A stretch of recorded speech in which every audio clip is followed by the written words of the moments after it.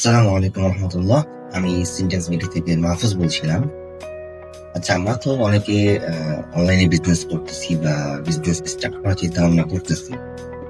তো কখনো কি ভেবে দেখেছেন যে আমরা বিজনেস করার জন্য যদি কোনো অটোমেশন সিস্টেম যদি থাকতো, তাহলে আপনার বিজনেসটা কতটা এগিয়ে যেত অন্যদের থেকে? এরকম কখনো চিন্তা ভাবনা করেছেন কিনা? বা আমাদের অনেক সময় চিন্তা ভাবনা হয় যে আমাদের যদি বিজনেস করার সময় যদি কোনো অটোমেশন সিস্টেম থাকতো, যেটার দ্বারা আমরা উপকৃত হব বা আমাদের কাজটাকে আরো এগিয়ে নিতে পারবো, তাহলে কতটা ভালো হয়, তাই না? সো এটার জন্যই আর কি সিনটেক্স পিডিটা আপনাদের জন্য তৈরি করা হয়েছে। এটা হচ্ছে পুরোটাই বিজনেস অটোমেশন, একটা টুলস এর মতো কাজ করবে আপনার বিজনেসে, অনেক হেল্পফুল হবে। জাস্ট কিছুই না, ফ্রি ইউজ করতে পারবেন শুরুতে। তবে কিছুটা হয়তো পেমেন্ট করা লাগতে পারে পরবর্তীতে, যদি আপনি অ্যাকচুয়ালি যদি বড়ভাবে কাজ করতে চান, তো সেক্ষেত্রে আপনাদেরকে আজকে দেখাবো যে আসলে সিনটেক্স পিডিতে কি কি আছে এবং আপনার এর দ্বারা কি উপকার হবে বা আপনি কিভাবে উপকৃত হবেন এর দ্বারা, সেটা হচ্ছে এখানে ডিটেইলস একটু দেখানোর চেষ্টা করব। তো চলুন কথা না বাড়িয়ে আমরা লগ ইন করি, দেখি কি আছে এখানে। ঠিক আছে, প্রথমে হচ্ছে লগ ইন। আপনি যদি রেজিস্টার করে না থাকেন, তো সেক্ষেত্রে আপনি রেজিস্টার করতে পারেন। একটা বিষয়টা বলে রাখি যে এখানে কিন্তু আপনি শুরুতে পেমেন্ট করতে হবে না, জাস্ট ফ্রিটা ইউজ করবেন। রেজিস্টার দিয়ে হচ্ছে ফ্রিটা ইউজ করবেন। ঠিক আছে, তো আপনি যদি রেজিস্টার করা না থাকে, রেজিস্টার করবেন, রেজিস্টার বাটনে ক্লিক করবেন। এখানে আপনার যে ইনফরমেশন গুলো চাচ্ছে সেগুলো দিবেন। ঠিক আছে, আর যদি আপনি আপনি যদি রেজিস্টার করে থাকেন, তাহলে হচ্ছে আপনি জাস্ট লগ ইনটা করে নেবেন। আমি জাস্ট লগ ইনটা করে নিচ্ছি। এটা হচ্ছে আমার ইমেল, আমি জাস্ট লগ ইনটা করি। তো এটা হচ্ছে আপনি লগ ইন করার পর এই ইন্টারফেসটা আসবে। এটা হচ্ছে জাস্ট মার্কেটিং এর ইন্টারফেস। আমাদের বিজনেস করতে গেলে দুইটা জিনিস খুবই প্রয়োজন হয়, একটা হচ্ছে মার্কেটিং, একটা হচ্ছে আমার স্টক ম্যানেজমেন্ট সিস্টেম আর কি, যেটা আমরা প্রোডাক্ট নিয়ে এসে আমরা যখন হিসাব নিকাশ করি, এই হিসাবের একটা স্টক থাকা লাগে আমাদের, বা আমরা আসলে জানি না যে কিভাবে স্টক গুলো সাজাতে হবে, বা দিন শেষে আমাদের প্রফিটটা কিভাবে আসে সেটা আমাদেরকে জানতে হয় আসলে। তো এটা হচ্ছে মার্কেটিং ইন্টারফেস। আপনি যদি শুরু করতে চান, বিজনেস শুরু করেন অথবা করতেছেন, সেক্ষেত্রে আমাদের কন্টেন্ট তৈরি করার প্রয়োজন হতে পারে, ক্যাম্পেইন স্ট্র্যাটেজি তৈরি করা লাগতে পারে, অ্যানালাইজ করা লাগতে পারে, শিট অ্যানালাইজ করা লাগতে পারে, সোশ্যাল স্ট্র্যাটেজি বা সোশ্যাল পোস্ট তৈরি করা লাগতে পারে ডেইলি ফেসবুকের জন্য। এরপর হচ্ছে লাস্টে আমাদের যে অ্যাড রান করি, আমাদের অ্যাড ডেটা অ্যানালাইজ করা লাগে। এছাড়া অনেক কিছু আছে, AI writer, AI article wizard, AI rewriter, AI code, সেগুলো আপনারা দেখে নেবেন। বেশি কিছু না, জাস্ট হালকা একটু টাচ দিব। এখানে প্রথমে দেখেন যে নতুন কন্টেন্ট তৈরি করুন, এখানে ঢুকবেন, ঢুকে হচ্ছে আপনার কন্টেন্ট যদি ইনফরমেশন যেটা আছে সেটা দিবেন, কোন কি ধরনের কন্টেন্ট চাচ্ছেন। তারপর হচ্ছে জেনারেটেড কন্টেন্ট, আপনার কন্টেন্ট তথ্য অনুযায়ী হচ্ছে আপনার কন্টেন্ট তৈরি হবে। কন্টেন্ট অনুযায়ী হচ্ছে আবার ফেসবুক টার্গেটিং তৈরি হয়। ফেসবুক টার্গেটিং কিন্তু আমাদের অনেক প্রবলেম হয় যে আসলে কিভাবে টার্গেটিং করবো আর কি। সো কিভাবে টার্গেটিং করলে আসলে আমাদের লাভ হবে। তো আপনার যে কন্টেন্টটা হবে, এই কন্টেন্ট অনুযায়ী যদি আপনার টার্গেটিংটা হয়, তাহলে কিন্তু আপনি সঠিক মানুষের কাছে আপনার কন্টেন্টটা পৌঁছাতে পারবেন। তো এটার জন্য আমাদের কন্টেন্টের পাশাপাশি হচ্ছে ফেসবুক টার্গেটিংটা রাখা হয়েছে। টার্গেটিংটা দেখে নেবেন যে কিভাবে কাদের কাছে আপনি কন্টেন্টটা যাবে, বা কাদের কাছে আপনি অ্যাড করলে বেটার হবে সেই অনুযায়ী। তো এই টার্গেটিংটা করলাম, টার্গেটিং অনুযায়ী হচ্ছে আবার ভিডিও স্ক্রিপ্ট তৈরি করে দিবে, যেটা দেখে হচ্ছে আপনি পরবর্তীতে ভিডিও কন্টেন্ট তৈরি করতে পারবেন। ঠিক আছে, এরপর আসি হচ্ছে ক্যাম্পেইন স্ট্র্যাটেজি। ক্যাম্পেইন স্ট্র্যাটেজি হচ্ছে আমাদের যে ফানেল গুলো আছে, টোফু মুফু বুফু আমরা বলে থাকি, অনেক জায়গায় শুনবেন। তো এই অনুযায়ী হচ্ছে আমার এখানে একটা ফানেল তৈরি করতে পারবো, যে আমার ধরেন বাজেট 10,000 টাকা আছে। তো এই অনুযায়ী আমি আসলে কিভাবে বাজেটটা নির্ধারণ করবো বা কিভাবে আমি এটা ডিস্ট্রিবিউট করবো, সেই জিনিসটা এখান থেকে পেয়ে যাবেন। ঠিক আছে, এরপর হচ্ছে সমস্যা বিশ্লেষক। যেমন আপনি যদি মনে করেন কোনো প্রবলেম হয়েছে, কোনো অ্যাড ডানের প্রবলেম হয়েছে, অথবা আপনার কোনো কন্টেন্টের সমস্যা হয়েছে, আপনি জাস্ট একটা ছবি তুলে এখানে দিবেন। দেওয়ার পরে আপনি জাস্ট এখানে আপনার কি সমস্যাটা সেটা একটু ডিসক্রাইব করবেন। দেন হচ্ছে এখানে আপনি বিশ্লেষণ করুন লিখলেই অটোমেটিক হচ্ছে ডিটেলস জানিয়ে দেবে যে কি সমস্যা বা কি করতে হবে আপনাকে। ঠিক আছে, এরপর হচ্ছে কম্পিউটারের অ্যানালাইজার। এখানে হচ্ছে আমাদের যে বিভিন্ন কম্পিটিটর থাকে, তাদেরকে কিন্তু অ্যানালাইজ করা খুবই ইম্পর্টেন্ট একটা জিনিস। ঠিক আছে, যদি মার্কেটে টিকে থাকতে চান, তো এই এই অ্যানালাইজেশনটা আমাদের খুবই প্রয়োজন। মার্কেটে আসলে কিভাবে কে কি করতেছে সেটা আমাদের জানা দরকার। এখানে লেখা আছে, দেখেন যে কিভাবে ব্যবহার করবেন। ফেসবুক অ্যাড লাইব্রেরি থেকে আপনার যে প্রতিযোগী আছে, আপনার নিচে যারা প্রতিযোগী আছে, যেমন শাড়ি যদি হয়, তো শাড়ি দিয়ে যদি আপনি সার্চ করেন অ্যাড ম্যানেজারে গিয়ে, দেখবেন ওখানে অনেকগুলো অ্যাড চলতেছে। তো ওখান থেকে জাস্ট আপনার যারা কম্পিটিটর, তাদের যে কন্টেন্ট গুলো আছে এগুলো জাস্ট পেস্ট করে দিবেন। ঠিক আছে, পেস্ট করে দিলে দেখবেন যে আপনার কম্পিটিটর গ্যাপ অনুযায়ী হচ্ছে আপনাকে আউটপুট দিচ্ছে আসলে কোথায় গ্যাপ, তাদের কি করতে হবে সেটা। এরপর হচ্ছে শিট অ্যানালাইসিস, এটা হচ্ছে আমরা বিভিন্ন সময় অ্যাড করে থাকি, আমাদের এক্সেল শিট থাকে। তো এক্সেল শিটটা যদি আপনি এখানে দেন তাহলে হচ্ছে অটো এখানে বিশ্লেষণ করতে পারবেন। এছাড়া হচ্ছে সোশ্যাল স্ট্র্যাটেজি আছে। ডেইলি হচ্ছে আমাদের ফেসবুক রিচের জন্য অ্যাটলিস্ট একটা হলো হচ্ছে আমাদের কন্টেন্ট দেওয়া লাগে বা ইমেজ কন্টেন্ট দেওয়া লাগে। তো এই ক্ষেত্রে হচ্ছে সোশ্যাল স্ট্র্যাটেজি আমরা তৈরি করেছি, যেখানে আপনি হচ্ছে আপনার প্রোডাক্ট অনুযায়ী প্রতিদিন ছবি সহ হচ্ছে কন্টেন্ট তৈরি করতে পারবেন। এটা ফেসবুক পেজ পোস্টের জন্য, এটা আপনার রিচ বাড়ানোর জন্য, প্রতিদিন যাতে রিচ থাকে সেটার জন্য হচ্ছে এই সিস্টেমটা করা আর কি। এছাড়া হচ্ছে ডাটা অ্যানালাইসিস, এটা এখনো আন্ডার ডেভেলপমেন্টে আছে। ফেসবুক থেকে আমরা এখনো কি বলে অ্যাপ্রুভাল পাইনি, যে কারণে এটা আপনি হয়তো ইউজ করতে পারবেন না এখন। গুগল ড্রাইভ থেকে আপনি জাস্ট ড্রাইভে কানেক্ট, আপনার যদি এক্সেল শিট থাকে যে আমার অ্যাড রান করছি, বা আপনি যে অ্যাড ম্যানেজারের যে অ্যাড রান সিস্টেমটা আছে, যে আপনি যে অ্যাড রান করছেন ওখান থেকে যদি এক্সেল ফাইলটা ডাউনলোড করে আপনি জাস্ট এখানে দিয়ে দিবেন, তার ড্রাইভের ফাইলে ঢুকে হচ্ছে সে তার ওই ডেটাটা দেখবে এবং ডেটা অনুযায়ী কোথায় মানে অ্যাড রান করার পর কোথায় গ্যাপ হয়েছে, মানে কোথায় প্রবলেমটা আছে, এক্সাক্ট গ্যাপটা কোথায়, এই গ্যাপটা হচ্ছে আপনাকে ডিটেলস জানিয়ে দেবে। ঠিক আছে, এটা কিন্তু আমাদের খুব প্রয়োজনীয় একটা জিনিস। এছাড়া হচ্ছে এটার আছে অনেকগুলো টুলস আছে, আপনারা দেখবেন এই টুলস গুলো হচ্ছে বিভিন্ন সময় প্রয়োজন হতে পারে, জাস্ট দেখে নিবেন আর কি কি আছে। তারপর হচ্ছে এই আর্টিকেল উইজার্ড, আমরা যে ব্লগ তৈরি করি বা ব্লগের জন্য হচ্ছে আমাদের এই আর্টিকেল উইজার্ড প্রয়োজন হয়।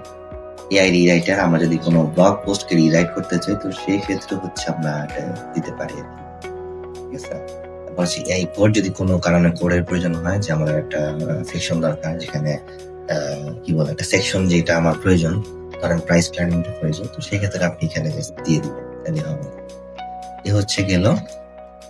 এবার আসি হচ্ছে যে নতুন সিস্টেমটা, সেটা হচ্ছে আপনাদের জন্য ফ্রি একবার, যেটা সেটা হচ্ছে বিজনেস ম্যানেজারে যাবেন, এখানে হচ্ছে ইআরপি সিস্টেম বা আপনার যে স্টক ম্যানেজমেন্ট সিস্টেমটা, এটা সম্পূর্ণ ফ্রি পাবেন। ঠিক আছে, এখানে হচ্ছে আপনার ড্যাশবোর্ড, আপনি হচ্ছে এখানে প্রোডাক্ট লিস্ট করতে পারবেন, আপনি কি কি প্রোডাক্ট আছে, আপনি যদি বিভিন্ন প্রোডাক্ট থেকে থাকেন তো সেক্ষেত্রে আমাদের বিভিন্ন প্রোডাক্ট গুলো স্টক করা লাগে বা হিসাব রাখা লাগে, আমাদের প্রোডাক্ট কয়টা আছে, মানে কি আছে, হ্যাঁ সেটা হচ্ছে একটা হিসাব রাখা লাগে।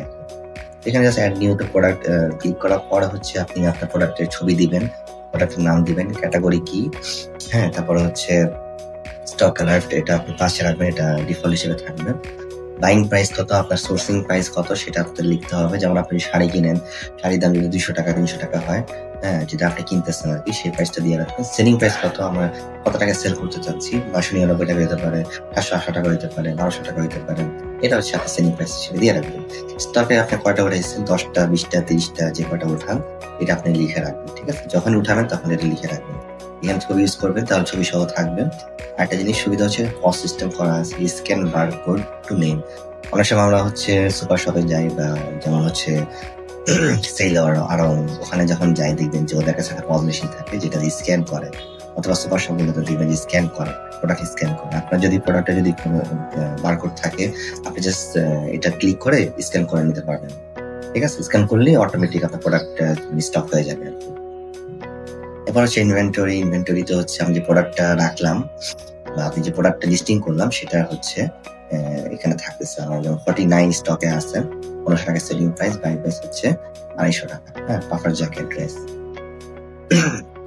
এরপর হচ্ছে সেলস স্টোরে আমি কয়টা সেল করছি সেটা আমি হচ্ছে এখানে হিসাব রাখতে পারবো। খাতা যদি কোনো ডিউ থাকে বা আমাদের কোনো কি বলে বকেয়া থাকে সেটা আমরা হিসাব করে রাখতে পারবো।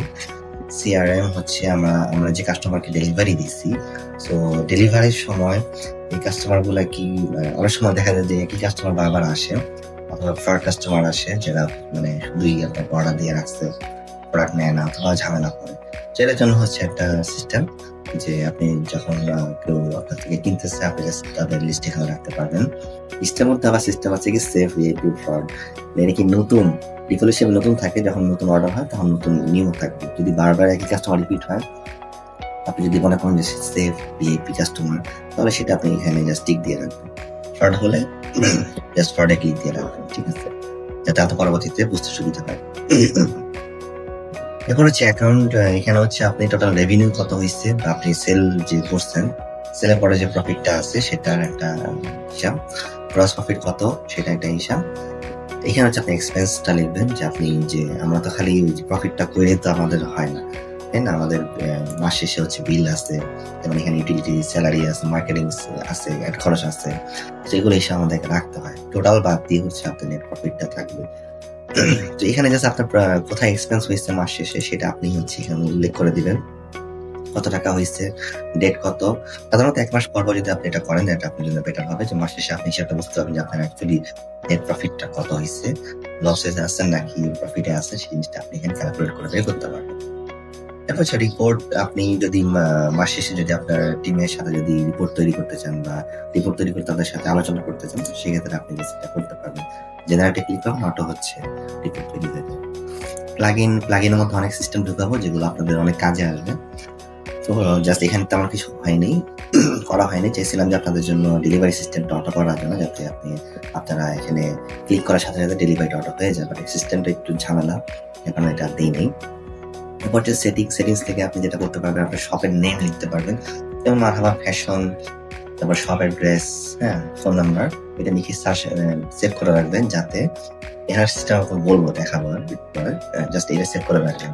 এরপর আরেকটা জিনিস ম্যানেজ স্টাফ। আপনি যদি আপনার স্টাফ থাকে যাদেরকে আপনি বিভিন্ন সময়ে বিভিন্ন জিনিস মানে ক্যালকুলেট করতে বলেন বা দেখতে বলেন, যে হিসাব রাখতে বলেন, তো সেক্ষেত্রে আপনি হচ্ছে এটা করতে পারবেন। যেমন আমরা যদি কোনো ম্যানেজার রাখি, ম্যানেজারের জন্য হচ্ছে আমি বিভিন্ন জিনিস তাদেরকে দেখতে দিতে পারি, যেটা তারা ম্যানেজ করবে তাদের দিক থেকে, ঠিক আছে? স্টাফ নেম, পিন নাম্বারটা দিলে হচ্ছে যে আপনার ইমেল দিয়ে ওই পিন দিয়ে হচ্ছে সে লগ ইন করলে জাস্ট আপনি যতটুকু তাকে অ্যাক্সেস দিয়েছেন সেটা দেখতে পারবেন। এখানে মার্কেটিং ড্যাশবোর্ড আছে, ইনভেন্টরি আছে, সিআরএম, এখানে ভিউ অ্যাক্সেস, এডিট অ্যাক্সেস দুইটাই আছে। আপনি যদি তাকে চান যে সে শুধু দেখবে আর কিছু করতে পারবে না, তাহলে সেটা করতে পারবেন। আর যদি মনে করেন যে না, আমি তাকে চাই যে সে এডিট করবে, যত রকম এডিটেবল জিনিসগুলো আছে সেগুলো সে ম্যানেজ করবে, চাইলে সে আপনি তাকে সেটা দিতে পারেন, ঠিক আছে? এটাই। আর যদি আপনি মাস শেষে আপনি কি করবেন, মাস শেষে হচ্ছে আপনি এই যে ডাউনলোড ব্যাকআপ জেসন, এই ফাইলটা ডাউনলোড করে রাখবেন। যদি কোনো কারণে ফাইল হারিয়ে যায়, তো সেক্ষেত্রে আবার আপলোড করে হচ্ছে পুরো ফাইলটা আপনি নিয়ে আসতে পারবেন, ঠিক আছে? এটাই। তো এটার যে সিস্টেমটা, এটা হচ্ছে আপনি যদি সেভ করে রাখেন, এখানে দেখবেন ড্যাশবোর্ডের মধ্যে আপনার একটা ডিজিটাল স্টোর ফন্ট তৈরি হয়েছে, অটো, ঠিক আছে? আপনি হচ্ছে এই লিঙ্কটা আপনার কাস্টমারকে দিলেই হবে, কিছু না। যেমন হচ্ছে আমি যে স্টকগুলো রাখছিলাম, এর মধ্যে একটা স্টক মনে হয় আছে, দেখি, হ্যাঁ, একটা স্টক আছে, পাকা জ্যাকেট। তো এই জিনিসটা আমি এখান থেকে দেখব। এটা হচ্ছে আপনার ডিজিটাল স্টোর ফন্ট, যেটা আপনি মাঝে মাঝে অনেকগুলো প্রোডাক্ট থাকলে সেটা হচ্ছে ক্যাটাগরি অনুযায়ী এখানে ভাগ হয়ে যাবে, ঠিক আছে? তো সেই অনুযায়ী হচ্ছে কাস্টমার এসে আপনার প্রোডাক্টটা চয়েস করে নিতে পারবে, ঠিক আছে? যেমন এটা অ্যাড টু কার্ট যদি দিই, একটা কার্টে চলে যাবে, কার্টে গিয়ে হচ্ছে অর্ডার ভিয়া হোয়াটসঅ্যাপ, আপনার হোয়াটসঅ্যাপে হচ্ছে সে অর্ডার করতে পারবে, এটা সুবিধা।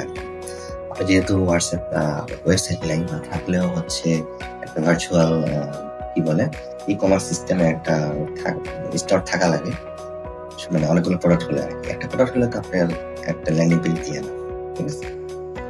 এটাই আর কি। সো একটু দেখে নিবেন, টোটালি একটু ওভারভিউ দিলাম। আর এই ক্রেডিট সিস্টেম যেটা, এটা হচ্ছে আমাদের যে খরচটা আর কি, আমরা যে এপিআইটা ইউজ করতেছি, এটা একটা খরচ আছে। সো বেশি খরচ না, জাস্ট কিছু খরচ এটা আপনাকে দিতে হবে, কারণ মাস শেষে দেখা যায় যে এপিআই অনেক বেশি। এখানে যে জেনারেটটা করতেছেন আপনি বিভিন্ন সময়, সেটার জন্য আপনাকে হয়তো দেওয়া লাগতে পারে আর কি ক্রেডিটটা, ঠিক আছে? তো সমস্যা নেই, আপনি যেহেতু 20,000 অ্যাফোর্ডেবল যদি নেন অথবা প্রিমিয়ামটা নেন, তাহলে 20,000 একটা 36,000 ক্রেডিট পাবেন, এটা আমি সারা বছর চলে যাবে, কোনো সমস্যা নেই।